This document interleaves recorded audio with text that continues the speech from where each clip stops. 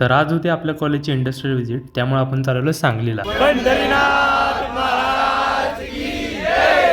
आणि आता आपली पोरं कॉलेजच्या बसमध्ये बसल्यात म्हणल्यावर होणार पोरं नाही ऐकणार.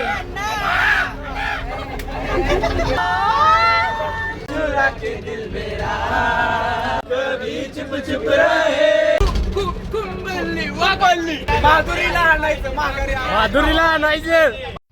त्यानंतर आपण एक अर्ध्या तास सांगलीत पोहोचलो. इथं आपली इंडस्ट्रियल व्हिजिट ही निखिल रिसर्च सेंटरला होती. इथं सगळी पोरं आपली थांबली, त्यामुळे भरपूर गर्दी झाली होती. मग फायनल आपल्याला परमिशन मिळाली आणि आपण वरती रिसर्च सेंटरला गेलो. सगळ्या पोरांनी नंतर बसून घेतलं. जो क्वालिटी कंट्रोलचा मार्क दिला जातो त्याला आपला I mark central government approve असतं.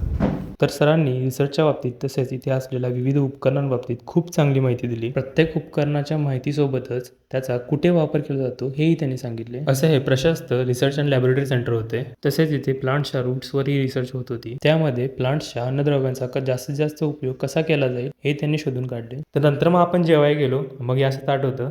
भोजन कसं होतं? एक नंबर. तर ह्याच्या पुढचा पार्ट नवीन ब्लॉग मध्ये. त्यासाठी तुमच्या भावाला फॉलो करायला विसरू नका. फॉलो कर बाबा. कोणाला? अथर्वची बकबकला.